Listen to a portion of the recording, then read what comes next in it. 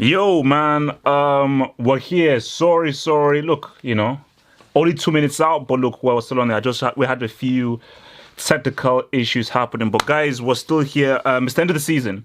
The end of the season is here. Manchester City are officially Premier League champions. 98 points, 97 points for Liverpool, and it wasn't straightforward. So for this live stream, I'm calling this live stream honesty. I should have actually put it on the thumbnail, but the theme of this live stream is called honesty because I want us to be real in this live stream, and I want us to have the a very important discussion. Just bear with me one moment. A very, very important discussion about what really needs to happen. Sorry, let me just mess with this display here.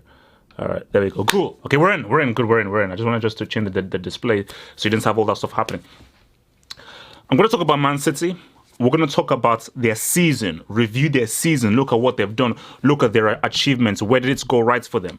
We're going to have a very honest conversation about Liverpool. We're going to have to have an honest, real conversation about Liverpool, a conversation I don't think many people will be having.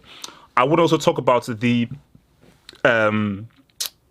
what the hell is that happening? I also want to talk about the goal scorers, the golden boots, people who have won the golden boots winners, and the significance of each of them, each of their stories.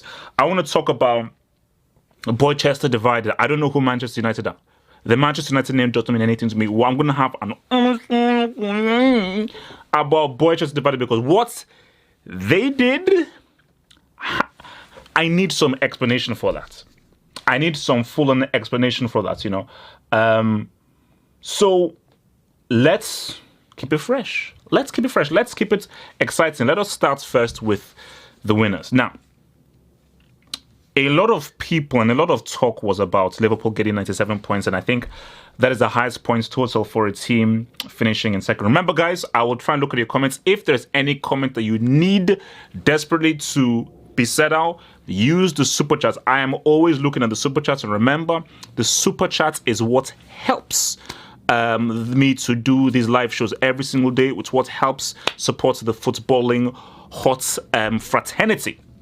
So it'll be very helpful for you to do that. But as well, after I've gone through this stuff, I will try and also look at your comments. But we'll go to super chats. So super chats from Original Base Annie.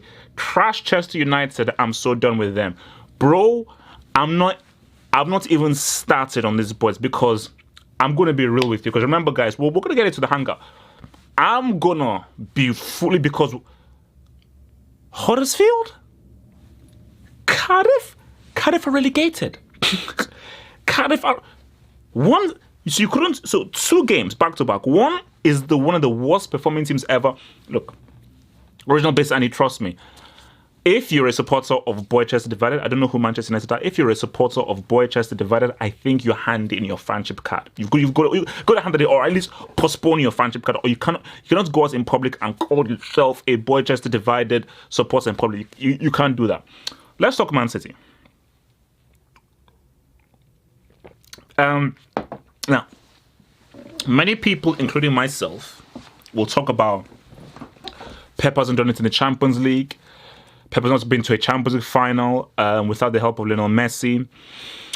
He's not even been to a Champions League semi-final with Man City. He spent so much money. People will talk about that. But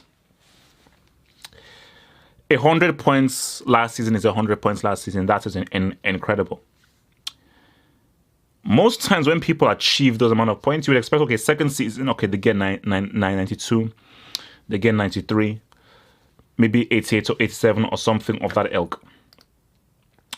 To follow up 100-point season with 98 points is nothing short of incredible. And I believe that this was a team effort. For goodness, you saw Laporte getting on the score sheet. You saw a company who I felt probably scored the most important goal this season. But I'll get to that a bit further on. I think a key thing was Raheem Sterling. And I think Raheem Sterling really sets the stage because, again, De Bruyne didn't have an amazing season. He had amazing moments, but he didn't have an amazing season. And this is what makes this team so dangerous. They don't have a star player. De Bruyne goes down, Sterling takes up the mantle. Leroy Sané can take up the mantle. Sergio Aguero can take up the mantle.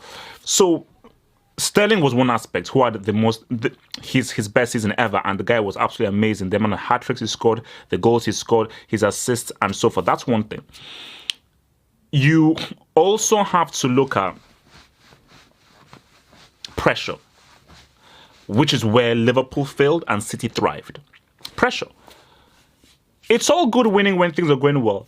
Can you get the W when your backs are against the wall? Can you get the W when things aren't really going your way?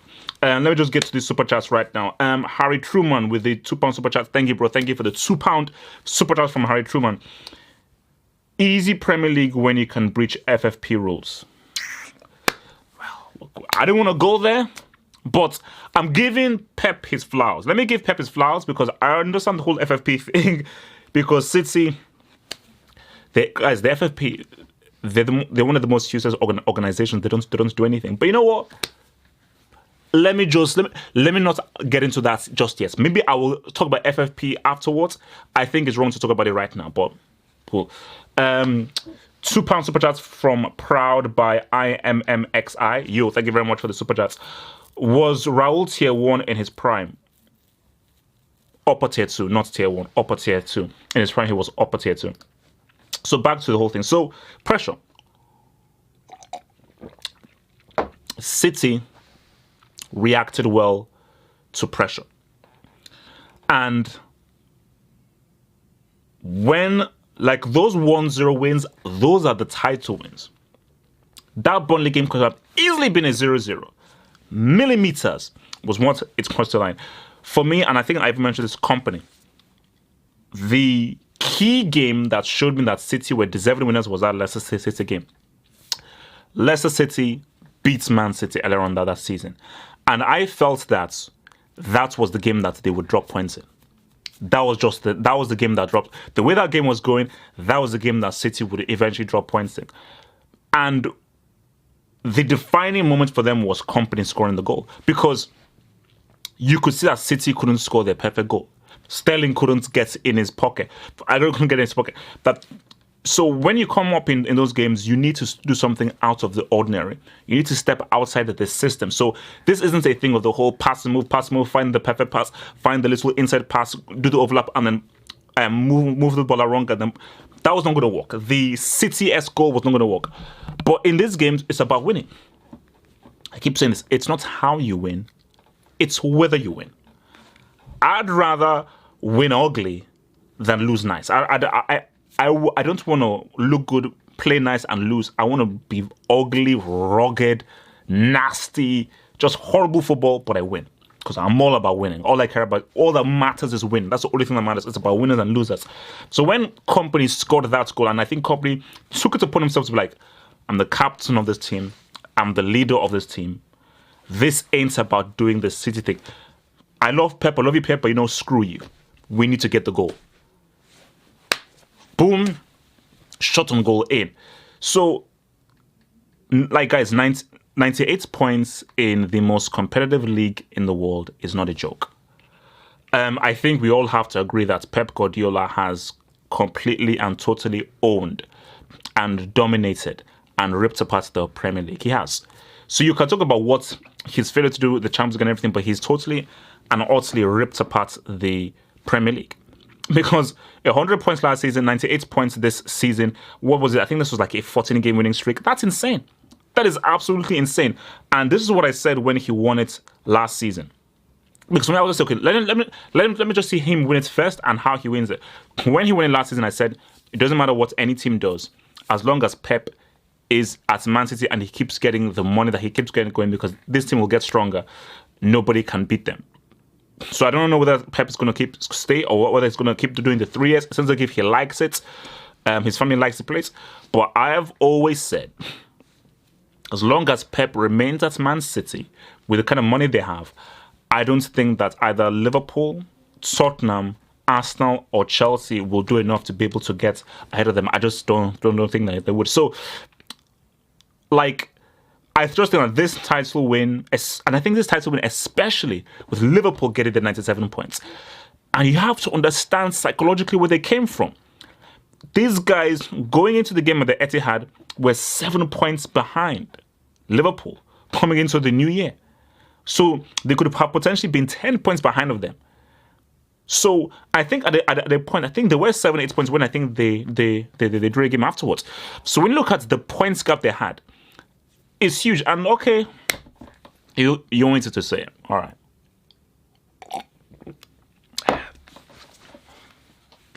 Pep can chase.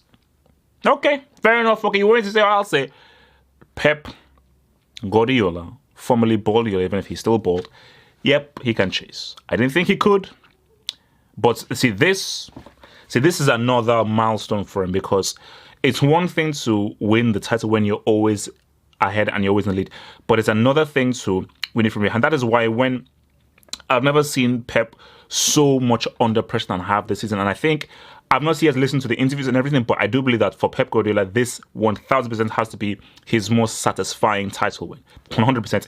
Based on how they had to chip away at Liverpool's lead, how amazing and consistent Liverpool have been, and how they were able just to chip it down.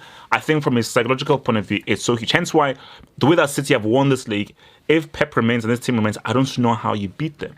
Because these guys have shown that they can get 100 points and lead from like the beginning of the season, and they've shown that 7, 8 points, they have the mental fortitude to ride all the way and really get at you. So let me go back to some super chats. Original Base Annie again with the super chats. Thank you very much, Original Base Annie, for the £2 super chats. Can't put it past City to win 3 times in a row. Yes, I believe they will. The only way that they don't do it is if Liverpool buy Messi. Or they buy Neymar. See, if Liverpool buy Neymar or Messi, then yeah, Liverpool will win. But short of that, I still say City win the title again. You know, I mean, Liverpool will try. They'll get in there if they still have their team. They'll get in there. And I think if Liverpool win the Champions, it will be huge. They'll get in there. So for City, guys, man, gotta give it to them. They are now a force. And maybe this is a conversation that we'll have to revisit, and maybe this is a conversation that I'll probably give to the panel in the hangout. Is this the greatest Premier League team of all time? For me, I believe it is between this team and the Arsenal Invincibles, because all the Arsenal Invincibles can hold on to is we went through a season unbeaten. See, Arsenal Invincibles can't touch this team for goals scored, winning streak, points attained, consistency. They can't touch them for that. But all that Arsenal can say is that, look, we went through a whole season. Like, if City go through unbeaten, without a doubt, they're the greatest Premier League team of all time, 100%. But I believe that there's now an argument. So it depends what argument is stronger. We went through a whole season and nobody beats us, or we had the most wins this season, the most goals this season, and we had like perhaps the most points this season. So it depends which one rolls in through, man. So Liverpool. Can we be honest about Liverpool?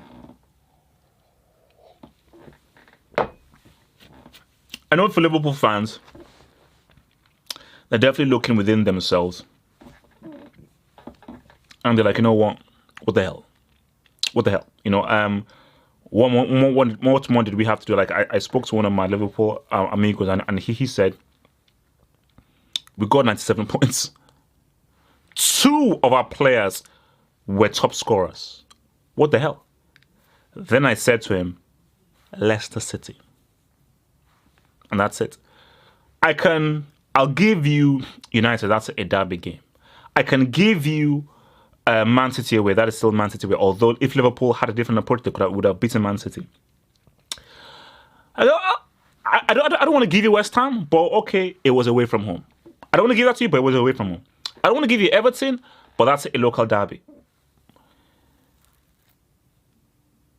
We now, Leicester City at Anfield, specifically after Man City. So after Man City lost to Newcastle, you cannot have afforded to drop points in that game. I'm sorry. You cannot have afforded to drop points in that game. You just can't. For me, if there is one game, because you can say people say, okay, you can't win every single game, but if there's one game that they had to win, because if Liverpool win that game, they win the league. They win the league. It's done. If they had just won that game, they win the league, and that's when people say, oh look, Liverpool only lost once. Who cares? Who cares? Remember, I think there was a season with Rafa Benitez where I think they only lost once or twice, but had about 7 or 8 draws. It's about winning. It's not about, oh man, trust me, if Arsenal, that's why the Arsenal Invincible season is so impressive, because nobody beat them. They didn't have a single L on their record, but they won the league in the process. If Arsenal had gone through that season in Invincible, nobody beat them, but they didn't win the league, nobody would care about them. Say, okay, oh wow, Invincible, but you didn't win it. You didn't win the trophy. They are so revered because they won the trophy and they were unbeaten. So for Liverpool, my thing is that when the pressure was there, they didn't ride through. When the pressure was on them, they failed to deliver under pressure. And that was it. They had the title in the grasp. They had the title in the grasp, but when the pressure was there, they didn't ride through. City, when the pressure was on them, they rode through. How many times this season did they have to play after Liverpool had played first? How many times did City have to look at my man, we're 2 points behind. We've got to get it. That Leicester City game. The psychological pressure that City had, say, yeah, I know that what City had. It was the same exact scenario. Leicester City. City lost to Newcastle. Liverpool had Leicester City at home, but they drew. Liverpool, well, I think, yeah, God, that is weird. See, Liverpool, they beat Newcastle. City now had to see that they were 2 points behind, but when it came, they delivered and they got the win again, Leicester City. So it's just funny how you saw the two parallels between both of those guys, man. But yeah, for Liverpool, I mean, it is still an amazing season. It is still an absolutely amazing season. And I think what this shows is that this team is a strong force. And because it's the 97 points combined with the Champions League final, combined with two of their players being on the top scoring charts. I mean, two of the players getting 22 goals, that's amazing. And that's why you have to say to yourself, the Liverpool fans, wait a minute, how the hell did we get 97 points? Two of our players combined for 44 goals, and we still didn't win the league. I'm going to leave Boy Chester divided till last. So Mane, Aubameyang, and Salah. Amazing, amazing that they all got to the 22 goals. You look at Salah, he retained his goal scoring trophy, and I think Salah proved that, yeah, he is not a one-season wonder. Cool. You're not a one-season wonder. I'm sorry. I do have to apologize because I thought you were just a pace merchant. I thought Salah was a pace merchant, and I thought last season was just an anomaly, was just random. He proved that he was not. I just proved that this guy is a natural goal scorer. He is supremely talented, and I think he will have a lot to say both in the Champions League final and, of course, in this summer's African Cup of Nations. Yes.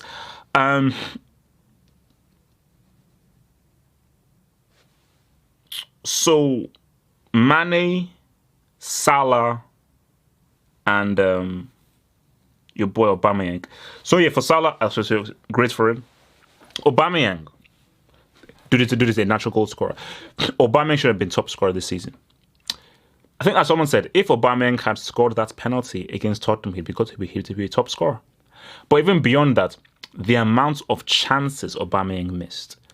Like, if Aubameyang was more clinical and put away the great chances that he had this season, he'd easily be clear. So Aubameyang 1,000% should have been the undisputed top scorer this season. But again, just shows you just how naturally talented a goal scorer that this dude is. But for me, I think the most impressive is Mane. Because Mane is not known to be a goal scorer. Salah proved last season and in previous seasons that he's a goal scorer. Aubameyang, since his dominance, has proven that he's a goal scorer. Mane has never proven that he's a goal scorer. So the fact that Mane has got these amounts of goals, not being known as a goal scorer, but also when he has scored. How many times has Mane always scored the first goal? How many times has he been always guy on the score sheet? Leicester City scored the first goal. West Ham scored the first goal.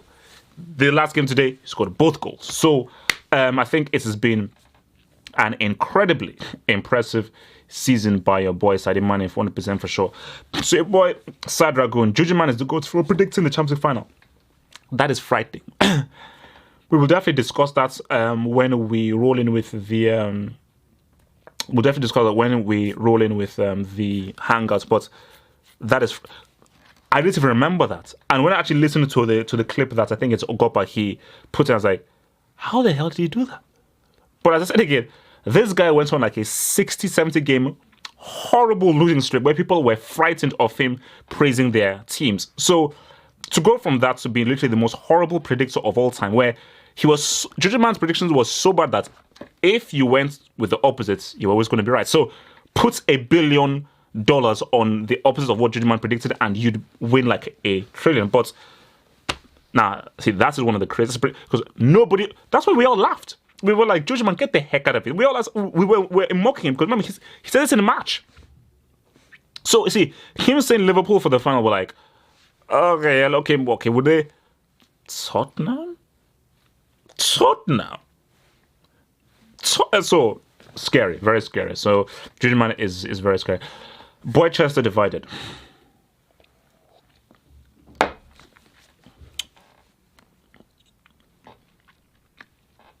Because again, if you're a Patreon member, you know that I've been doing a few Patreon vids, and one of the Patreon vids I am working on, or rather that I've done, that I will be editing and posting, is focusing. I was looking at whether Boychester divided need to sell Pogba in order to thrive.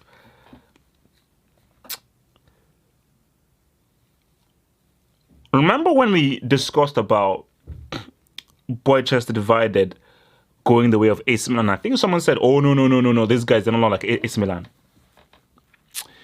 AC Milan have a chance. They have a chance, but it may not happen. But AC Milan have a chance of qualifying for the Champions League. It's an outside chance. Most likely it won't happen, but they still have a chance of qualifying for the Champions League.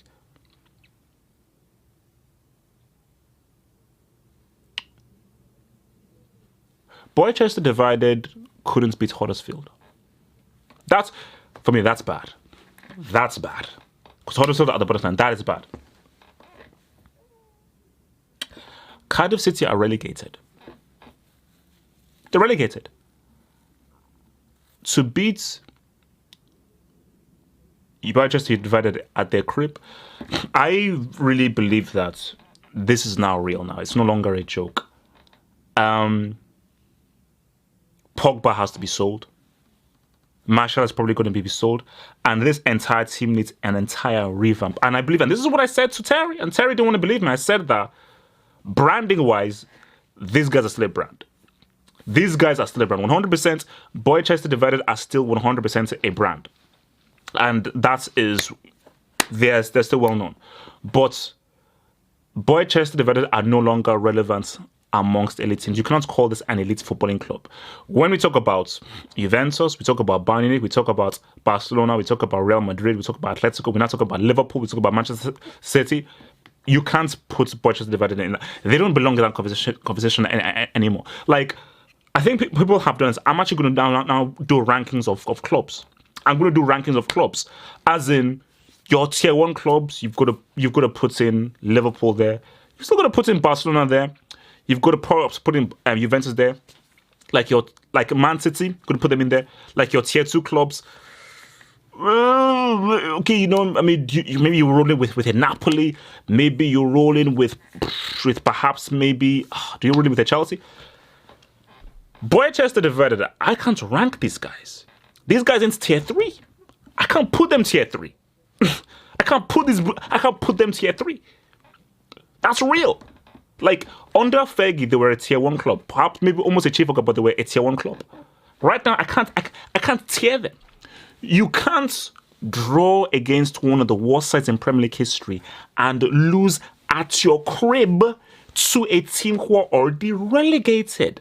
I'm inducting the badge. I've already inducted the badge. Let me check. Where is the badge right now? Let me go to the website. I want to see where the badge is right now. I'm calling the academy. Guys, academy, you ain't going to sleep tonight because we're going to have a few changes. Brick Academy. Let me see where are they? So scholarship, PSG wing, blah blah blah, class A, class B.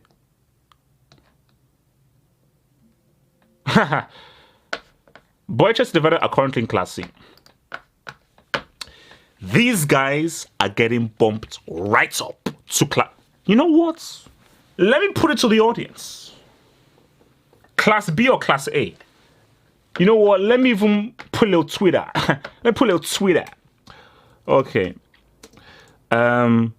Boychester Divided, formerly known as Manchester United, are currently in Class C of the Brick Academy. Should they be bumped up to Class B or Class A? All right, let me... Where the hell? Okay, sorry, let me... Okay, so Class B, Class A, remain in Class C, scholarship. All right, I want to put that to it. Now, let me see what the boys are saying. Wow, so A scholar, A, and I'm a United fan, A, triple A. Yeah, so basically how it goes is that, so Class C, so basically it goes worse as you go up. So Class C is bad, Class B is worse, Class A is even worse, and scholarship is just the worst. And when you get given a wing named after you, that's when that's like boom, boom, boom. So no. See, it's bad. Like, this is bad. As in, I'm not sure whether Ole Gunnar Solskjaer is the right man now.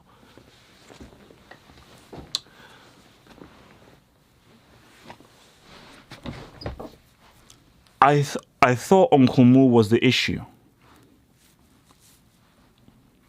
Wasn't Uncle Mo a disease? Wasn't Uncle Mo the guy that was causing so much havoc within the dressing room? I thought it was Uncle Mo. Tell me, I thought it was Uncle Mo. So after all this time, Uncle Mo was right. Let me tell you again. After all this time, Uncle Mo was right. These guys are horrible. Like, see, I don't know what the Glazers are doing right now. But going into the off-season, I think, like as I said, Pogba has to be sold. 1,000%. You literally have to go into the new season with it's an entirely new team. Because this has been a disgraceful season. An absolutely disgraceful season. Let me even see what guys are even saying on the whole thing. Wow. Wow. That's deep. All right, guys. So I put out this thing onto Twitter. We've only got 25 votes so far, but 4% say that they should remain in Class C. There's some sick people in squad. 24% say move to Class B.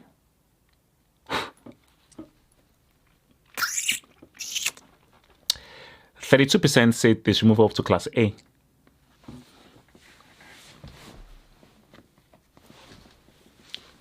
40% say they should be given a scholarship.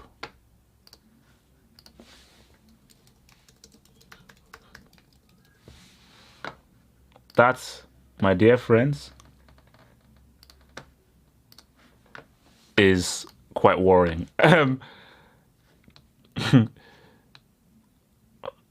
Oh, wow. That's quite worrying. So, yeah, so no, look, man, I mean, yeah, man, horrible.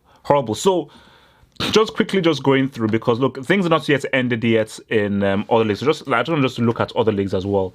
Bundesliga, it's over. It's over. I was talking to Kadim on private message. Nah, look, it's over. They had their chance. So, okay, Bayern Munich have 75 points. Dortmund have 73 points. All Bayern Munich need is a draw in their final game. And their final game is against Frankfurt, who screwed up. So they have nothing to play for in that game. Dortmund now have to play Mönchengladbach away. And Mönchengladbach still have to, it also play for because Bayer Leverkusen are on level points with them. And only 2 behind on goal difference. So Dortmund have the much tougher game. So Dortmund can still mathematically win the league, but it's not going to happen. So it's not going to happen. So yes, really the top 4 race is really between Frankfurt, Leverkusen, and Mönchengladbach for the final thing. Wow, they lost to Mainz 2-0. And if we roll into the Serie A, wait, is La Liga over? So in the Serie A, what do we have here? So 2 games left, but for some, like Inter Milan have like 3 games left. So what do we have? So Atalanta, 36 games played, 65 points. Inter Milan, 35 games played, 63 points. AC Milan, 36 games played, 62 points. Roma, 36 games played, 62 points. Torino, 36 games played, 60 points. So there is a lot to flipping play for right there. And let's look at La Liga. Table in La Liga. So 1 game left in the La Liga. And what do we have?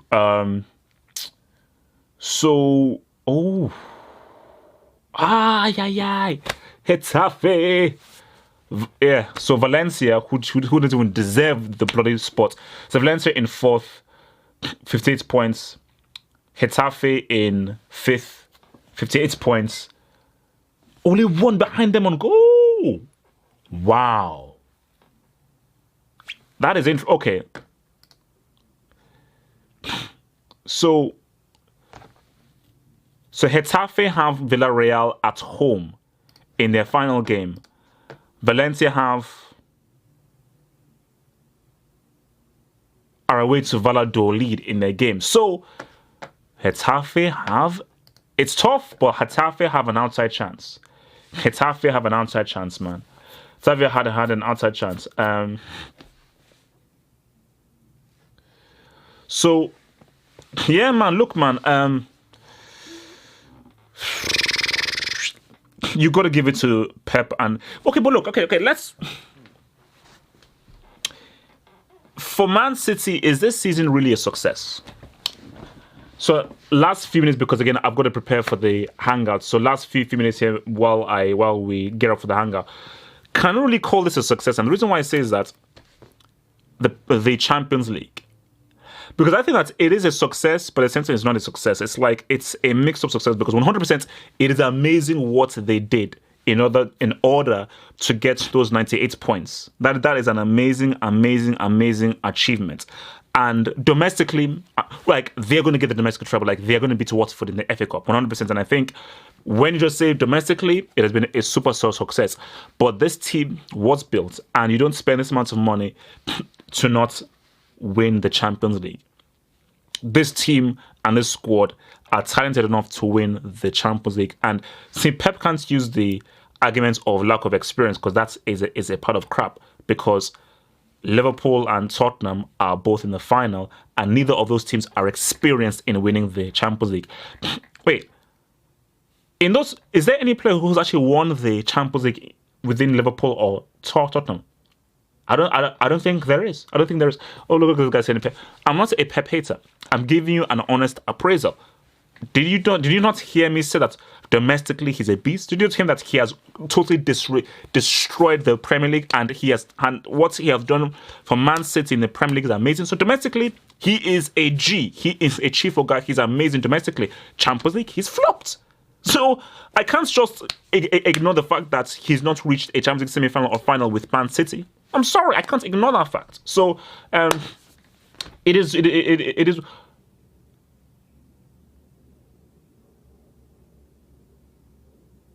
Was Shaqiri in the 2013 team? People are saying Shaqiri.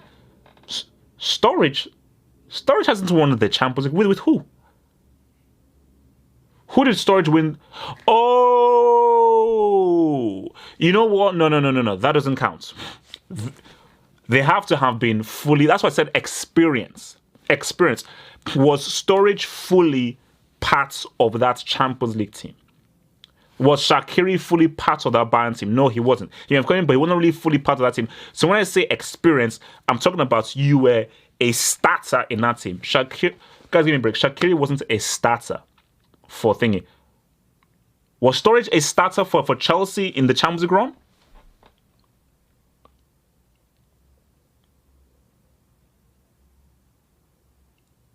Yeah, it's hard to understand that, man. But it's not funny where people are calling me a Pep hater. So you just want me to praise someone without telling the whole truth. So I speak facts.